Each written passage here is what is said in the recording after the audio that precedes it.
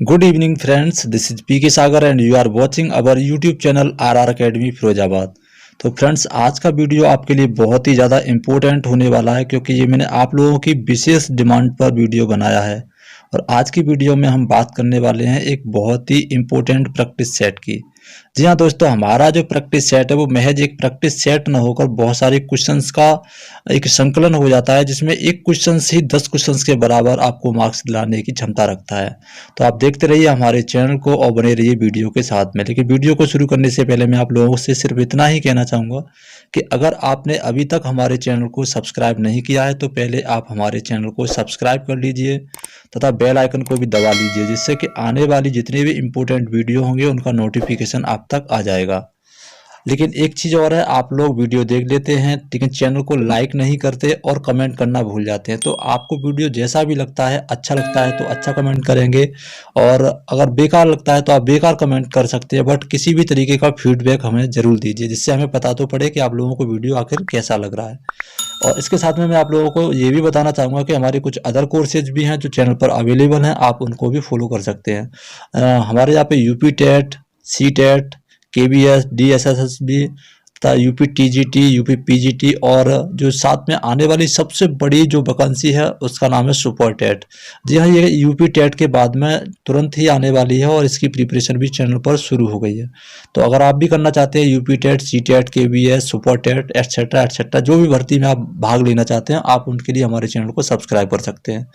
और अगर आप इस भर्ती में शामिल नहीं हैं तो आप अपने फ्रेंड्स को शेयर कर दीजिए, या जितने भी लोग हैं जो आपके सर्कल में, आप उन्हें शेयर कर दीजिए और उनसे बोलिए कि वो इस चैनल को सब्सक्राइब कर लें, क्योंकि जितने लोग हमारे चैनल से जुड़े होंगे हमें उतना ही अच्छा लगेगा। तो चलिए फ्रेंड्स, शुरू कर लेते हैं हम आज के प्रैक्टिस सेट के बारे में। तो आज का प्रैक्टिस सेट है हमारे 20 क्वेश्चंस का है और 20 क्वेश्चंस हमारे लगभग 50 क्वेश्चंस के बराबर बैठेंगे। तो आप बने रहिए हमारे चैनल के साथ में, लाइक, कमेंट और शेयर करना मत भूलिए तथा साथ ही साथ चैनल को सब्सक्राइब भी कर लीजिए। तो चलिए शुरू करते हैं। Question number 1। क्वेश्चन नंबर 1 दिया गया है,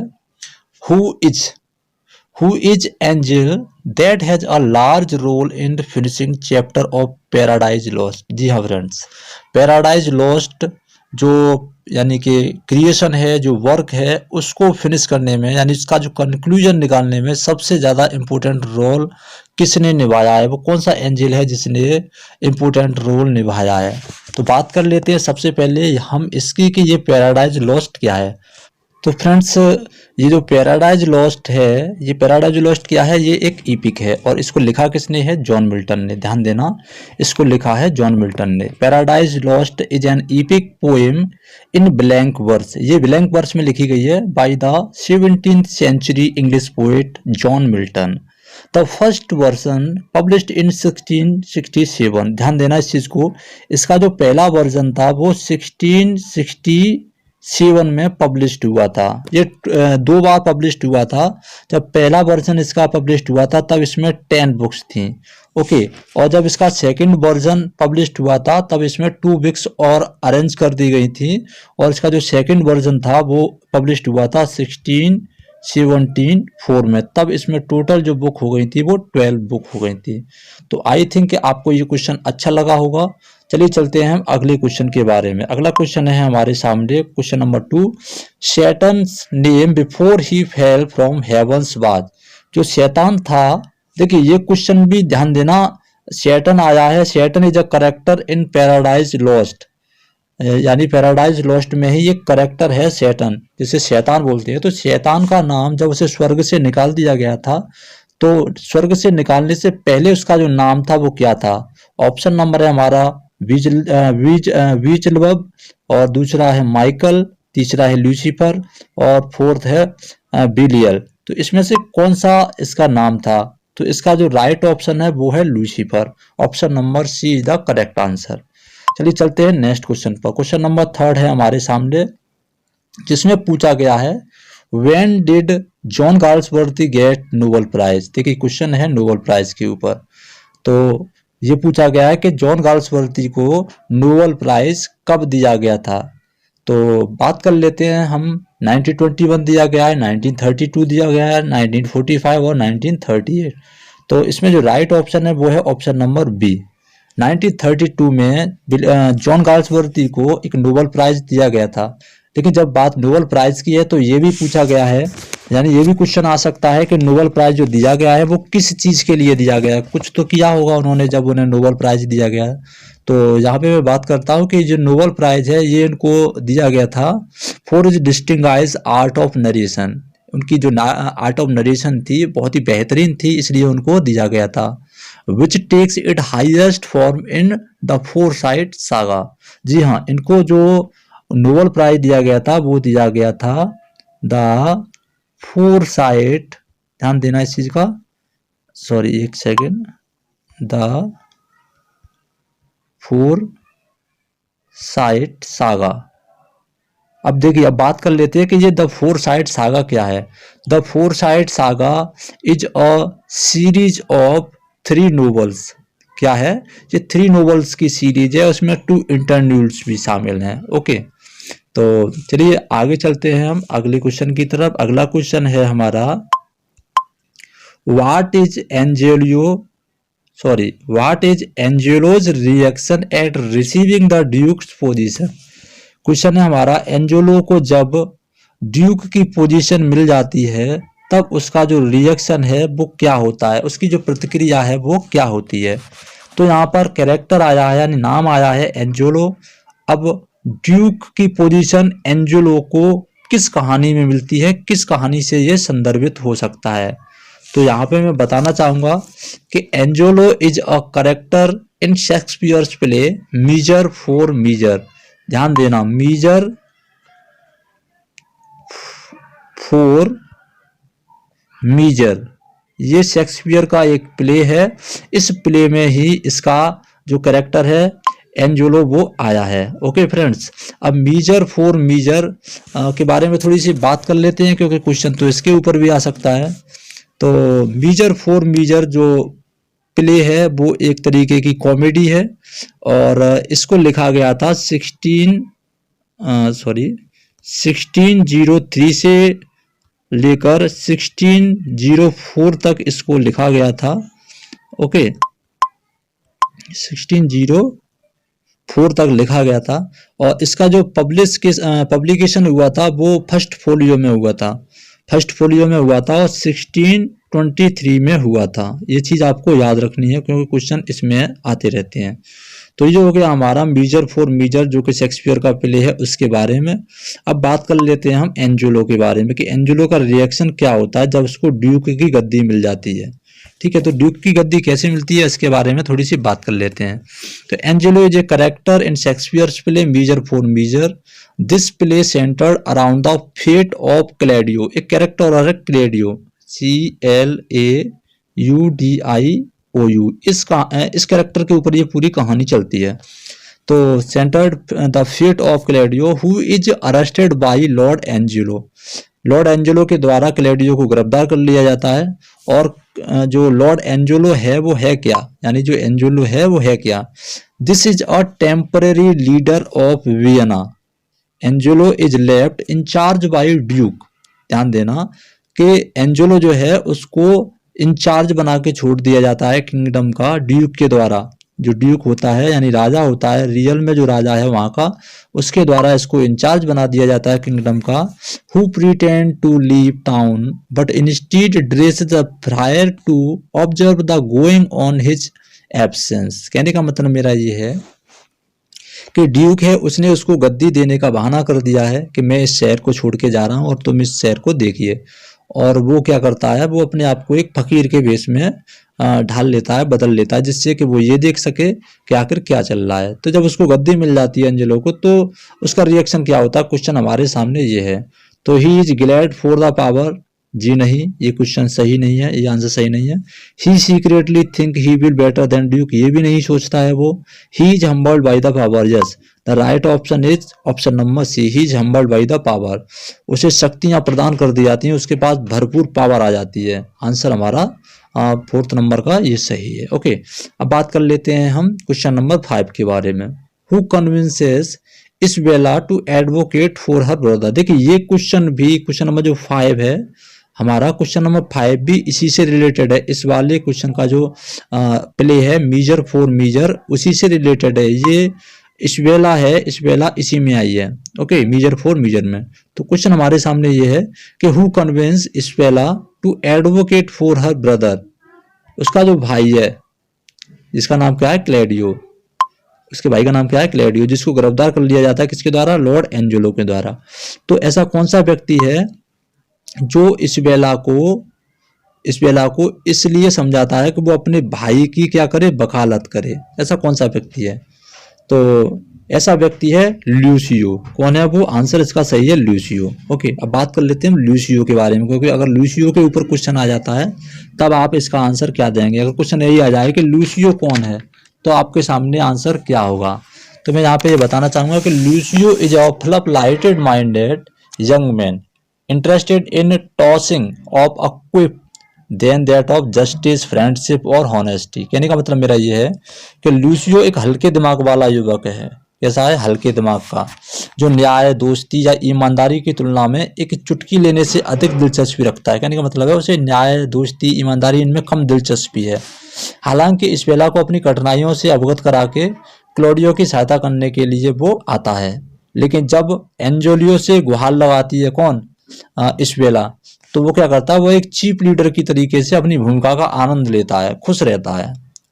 तो यहाँ पे आंसर हमारा यही ठीक है कि लूसियो ही वो व्यक्ति है जिसने इशबेला को क्या किया था, अपने भाई की यानी इशबेला के भाई की वकालत करने के लिए इशबेला से कहा था कि तुम अपने भाई की वकालत करो उसे बचाने के लिए। ओके, नेक्स्ट क्वेश्चन है हमारे सामने, क्वेश्चन नंबर 6। क्वेश्चन नंबर 6 है जिसमें पूछा गया है who among who wrote the famous poem I traveled among the unknown men। Poem का नाम दिया गया है, पोइम का नाम है I traveled among the unknown men। तो ये पोइम किसने लिखी है? तो सबसे पहले बात कर लेते हैं कि I traveled among the poem किसने लिखी है। ओके, तो I traveled among the poem लिखी है आपकी वर्ड्सवर्थ ने। किसने लिखी है? विलियम वर्ड्सवर्थ ने। ठीक है, क्वेश्चन हमारे सामने ऐसा भी आ सकता है कि ये पोइम किसने लिखी है। क्वेश्चन हमारे सामने ऐसे भी आ सकता है कि ये पोइम यानी इस पोइम के बारे में विस्तृत तरीके से आपको जानना बहुत आवश्यक है। तो मैं यहाँ बताना चाहूंगा कि this is a love poem by William Wordsworth. ये कैसी पोएम है? ये लव पोएम है, यानी ये प्यार पर पोएम है, प्रेम पर पोएम है। This is a love poem completed in April 1801। ध्यान देना इस चीज को, इसको कंप्लीट कब किया गया था? अप्रैल 1801 में। ओके, अप्रैल 1801 में इसको लिखकर कंप्लीट कर दिया गया था विलियम वर्ड्सवर्थ के द्वारा। Okay, and first published in poem into 2 volumes. एक चीज और है इसके बारे में, इसको जो पहली बार प्रकाशित किया गया था वो प्रकाशित किया गया था, एक टाइटल था कलेक्शन का जिसका नाम था पोएम्स इन 2 वॉल्यूम्स। याद रखना इस चीज को, पोएम्स इन 2 वॉल्यूम्स, और इसको प्रकाशित किया गया था 1807 में। ओके, आप इस चीज को याद रखेंगे।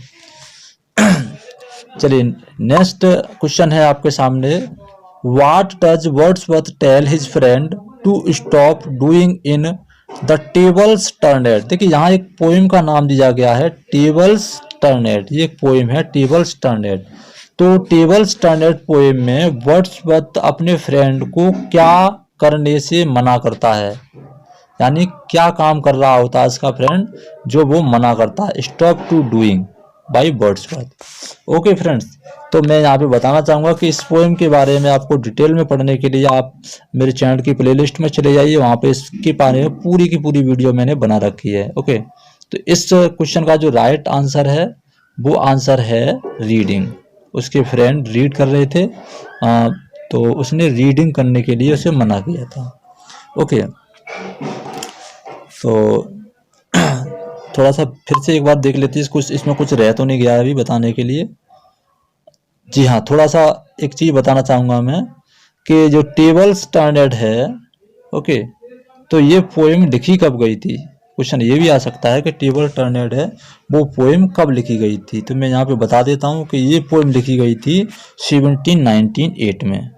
1798 में इसको लिखा गया था। ओके, और इसको पब्लिश्ड कब किया गया था? इसको पब्लिश्ड भी 1908 में ही किया गया था। पब्लिश्ड किस में किया गया था? तो इसको लिरिकल बैलेड में पब्लिश्ड किया गया था। ध्यान देना, लिरिकल बैलेड जो कि वर्ड्सवर्थ का सबसे अच्छा कलेक्शन है पोएम्स का, उसमें इसको पब्लिश्ड किया गया था, लिरिकल बैलेड में। Okay, lyrical ballads.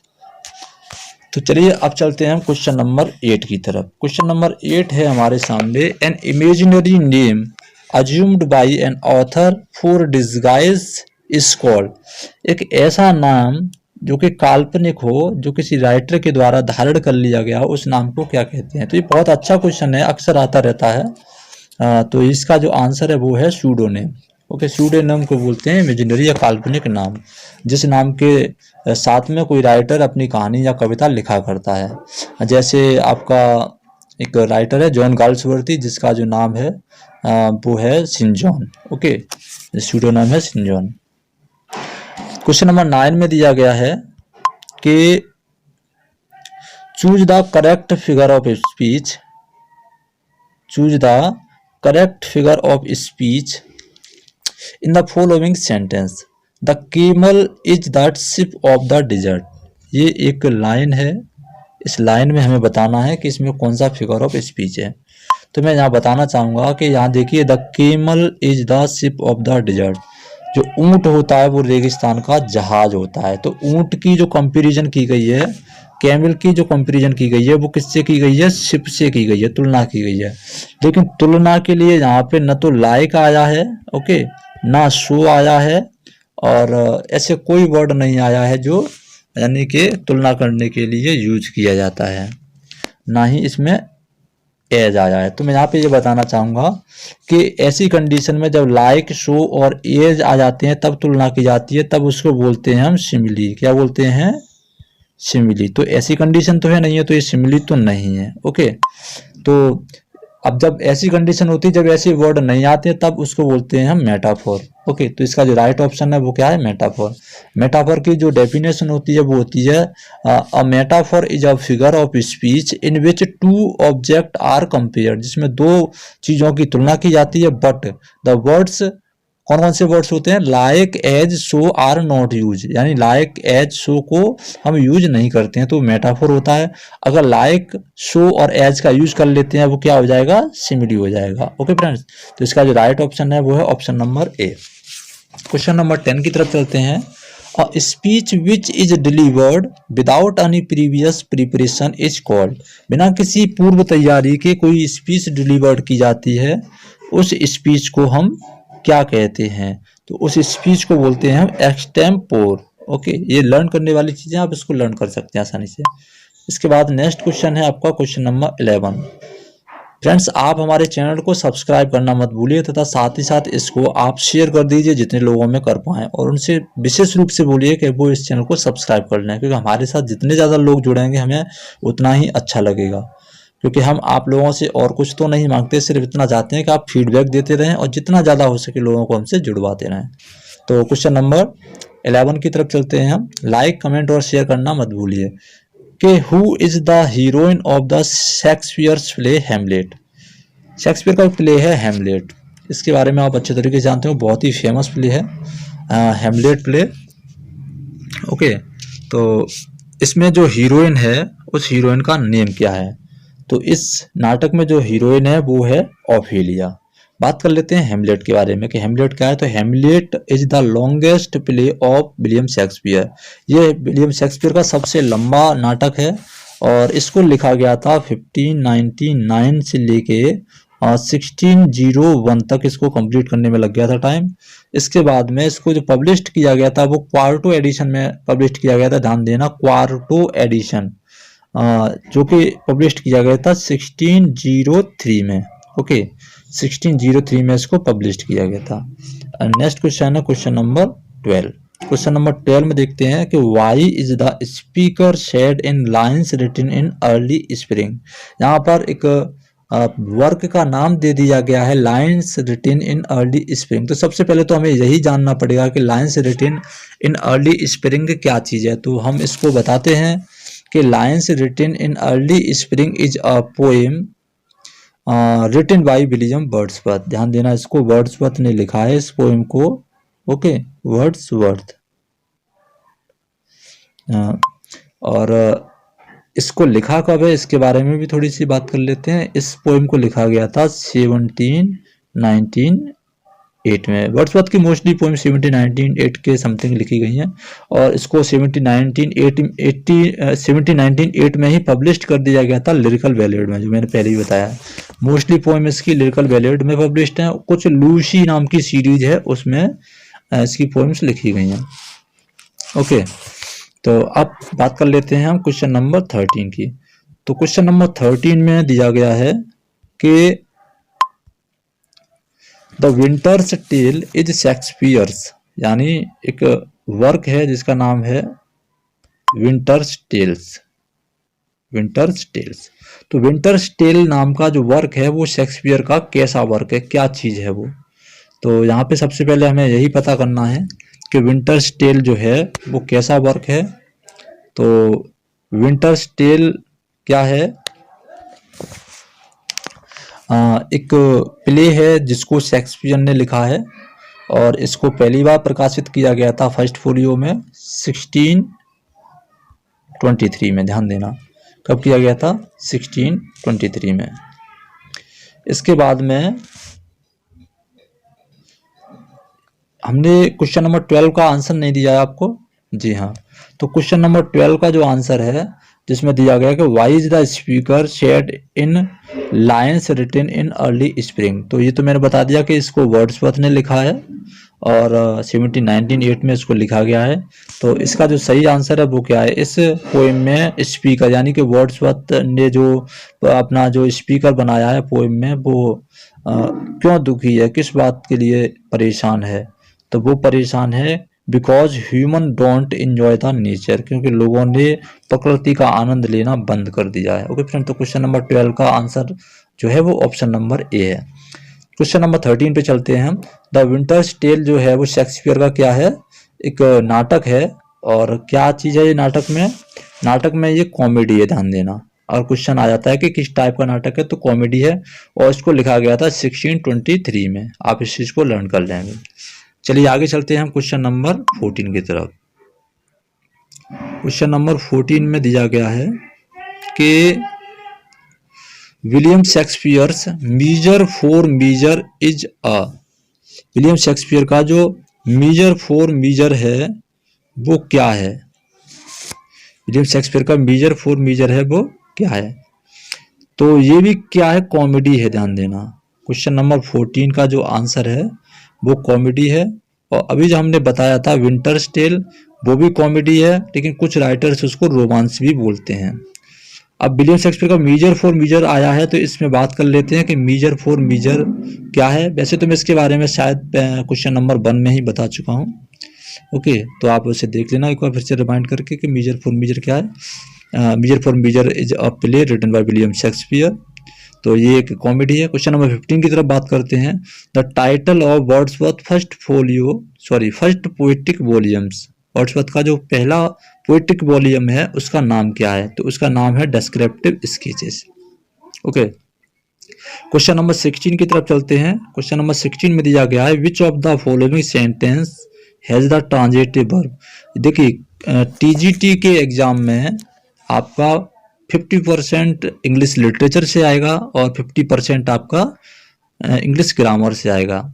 ओके, तो इंग्लिश ग्रामर की जो सेपरेट क्लास है वो मैं चलाने वाला हूँ। अभी आपकी इंग्लिश लिटरेचर की क्लासेस चल रही हैं, लेकिन ये एक प्रैक्टिस सेट है इसलिए इसमें कंबाइंडली मैंने दे दिया है।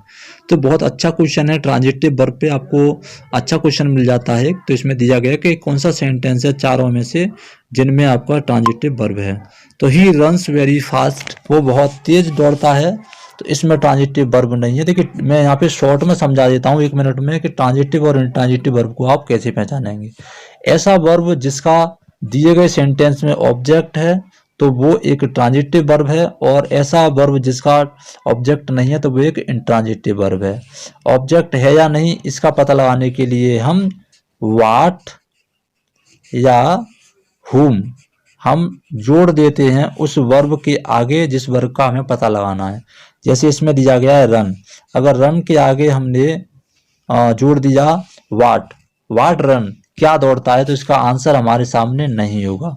हुम रन तो भी नहीं होगा, इसलिए ये क्या है, एक इंट्रांजिटिव वर्ब है। लेकिन अगर हमने जोड़ दिया स्पीक के आगे, यानी क्या जोड़ दिया, स्पीक, और स्पीक के आगे जोड़ दिया हमने वाट स्पीक, तो हमारे सामने यहाँ आंसर हो सकता है, क्या बोलता है, फ्रेंच। तो इसलिए option number B is the correct answer. इसी तरीके से आप पता लगा सकते हैं ट्रांजिटिव और इंट्रांजिटिव वर्ब के बारे में। ओके, क्वेश्चन नंबर 17 की बात करते हैं। He saw dot dot dot dot of fish, उसने मछलियों का देखा। तो मछलियों का क्या होता है, शॉल, मछलियों का झुंड होता है, उसे शॉल बोलते हैं। क्वेश्चन नंबर 18 की तरफ चलते हैं हम। क्वेश्चन नंबर 18 में दिया गया bad blood means, bad blood means का मतलब क्या है। तो ऑप्शन दिया गया है ए डिसीज, एक बीमारी, अनफ्रेंडलीनेस यानी कि जिसमें मित्रता नहीं होती है, दुश्मनी मान लीजिए इसको, अनवेलकम रिलेटिव्स, ऐसे रिलेटिव जिनका हम स्वागत नहीं करना चाहते, इम्प्योर ब्लड यानी कि अशुद्ध रक्त। तो इनमें से हमारा जो ऑप्शन है वो कोई भी रिलेटिव नहीं है सिवाय अनफ्रेंडलीनेस के। ओके, बैड ब्लड का मतलब होता है दुश्मनी। ओके, जैसे हम बोल सकते हैं there is a bad blood between India and Pakistan, India और पाकिस्तान के बीच में बहुत गहरी दुश्मनी है। नेक्स्ट क्वेश्चन है 19। William Wordsworth was associated with which movement, William Wordsworth किस मूवमेंट से जुड़े हुए हैं। तो ये तो बहुत अच्छा क्वेश्चन है, सब अच्छे तरीके से इसको जानते हैं, जो कि रोमांटिसिज्म है, क्योंकि उनको रोमांटिक पोएट बोला जाता है। क्वेश्चन नंबर 20 है which of the following book is novel by John Galsworthy. तो इसमें कौन सा बुक है वो जॉन गाल्सवर्दी के द्वारा लिखा गया है। द मैन ऑफ फीलिंग नहीं है, द मैन ऑफ डेस्टिनी नहीं है, द मैन ऑफ प्रॉपर्टी ये है, और इसके बाद में आगे देख लेते हैं कौन सा है। तो आगे दिया गया है द मैन ऑफ ऑनर, तो ये भी नहीं है। तो हमारा जो इसका जो ऑप्शन नंबर है वो सी करेक्ट है। देखिए, बात करते हैं हम द मैन ऑफ प्रॉपर्टी के बारे में। तो मैन ऑफ प्रॉपर्टी जो नाटक है या क्या चीज़ है वो हम देख लेते हैं। तो द मैन ऑफ प्रॉपर्टी एक नाटक है जिसको लिखा गया था, सॉरी ये नाटक नहीं है, एक नोवेल है। The Man of Property is a novel written by John Galsworthy, और इसको लिखा गया है आपका, इसको पब्लिश किया गया था 1906 में, ध्यान देना, इसको पब्लिश किया गया था 1906 में। इसको पब्लिश किस में किया गया था, इसको फर्स्ट नोवेल जो फोरसाइट सागा, जिसको मैंने लास्ट अभी बताया था थोड़ी देर पहले, फोरसाइट सागा, ये क्या है, एक सीरीज है, 3 नोवेल्स की सीरीज है।